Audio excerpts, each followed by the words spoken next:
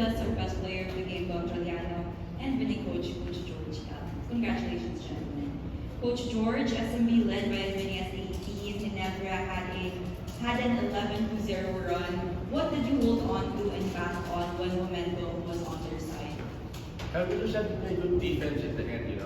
We had to stop them in the last 2 to 3 minutes because we were making hurried shots again when we were up by 16 or 18, and then they took advantage of that.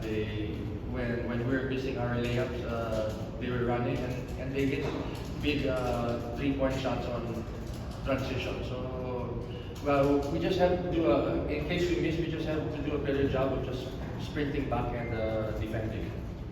Coach, circling back to what you said about defense, what were the necessary adjustments that you had to make since you had players in foul trouble? It's good. Junmar and Mo did not get their fifth foul, but in spite that they had 4 fouls early or in the start of the second half, the 2 of them played good defense. Coach, what were the lapses of San Miguel tonight that Ginebra exposed that you'd like to work on before your next game? Sprinting back on defense, we just have to sprint back, and as much as possible, if you don't have an opportunity to get the offensive rebounds, we just have to sprint back and defend their transition. Thank you, Coach. Don, congratulations. This is your first time in more than a year in last best player of the game night mo. It was your career high night with NLEX. This is your first time this season to be best player. First time with San Miguel. Is this sort of like a statement win? Does this win kind of say na komportable ka na talaga sa sistema ng San Miguel at sa role mo in the team? Komportable na syempre. Of course, trusted me, mga teammate ko, especially Christians. Lagi niya ako sinasabihan na just play the game. We know we can shoot. So, just give me a little confidence. Don, ano sa'yo yung pinakadinala mo in those last few minutes nung nag-run yung Ginebra that really made an impact? Stay composed. Alam naman natin yung never say die spirit. So, kahit hindi pa nagpapasa yung time. So, it's not yet.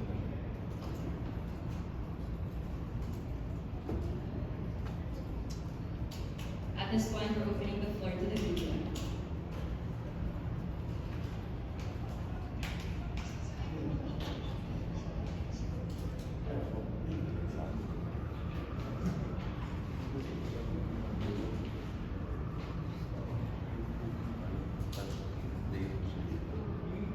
Coach, nabanggit mo nung last game kasi na parang isa to sa gauge yung where you are now. So, para sa'yo, nasa na ba kayo yung mga na-improve or you're getting there na rin most of the things na gusto mong gawin yung gagawa na rin? What's good about this team,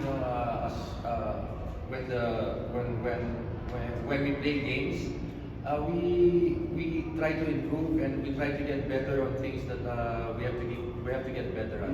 So these four games, medyo our transition defense was not that good, but it's getting there. So we just have to practice it more and see what happens. But this game, engaged itong game na to is very good for us. I know we shot the ball well and we defended well, especially in the end part when we were only up by 4. Junmar did a great job stopping that when we were up by 4 last 44 seconds left.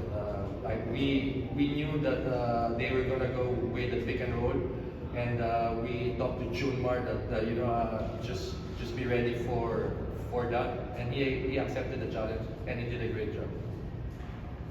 Coach, aside from the usual players na gumagawa ng offense, si Mota Opuat, I think 12 points. 12 points, coach. Ano masasabi mo sa nilaro mo naman? Improving game siya, improving. He's been getting better every game, and that's very good for us. That's a good sign for our team. If Mo plays to his to his potential, then you know we will be great inside game. Don, you hit a clutch shot kanina dun sa final 2 minutes of the game, if I'm not mistaken. What does it mean to you to be one of the shot creators for San Miguel when it comes dun sa the end game?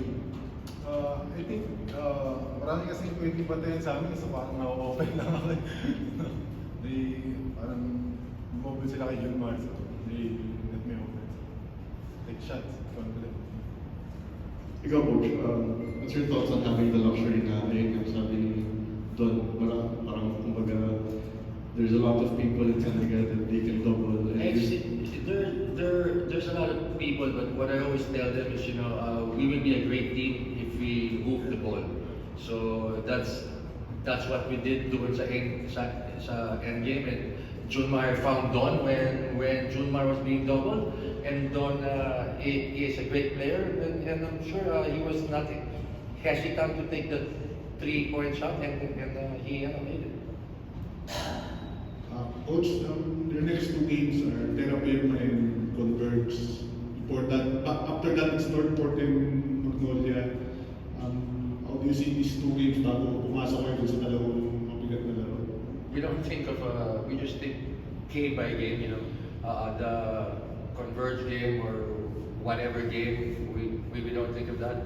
As of now, we will break and then we play on Wednesday, so we will prepare for Terra Firma only. Then after that, we're playing Converge, then we concentrate on Converge. But at this point of time, Sunday pala, we will prepare for Terra Firma.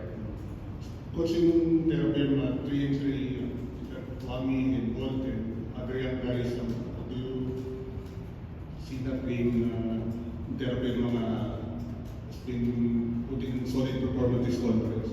Yeah, I'm sure. You know, the team is playing well, and their 3 losses were kind of tight. So you know, we cannot be overconfident with this team. So we just have to play hard and play our usual game, and not be complacent about it. That wraps it up. Thank you, gentlemen. Thank you.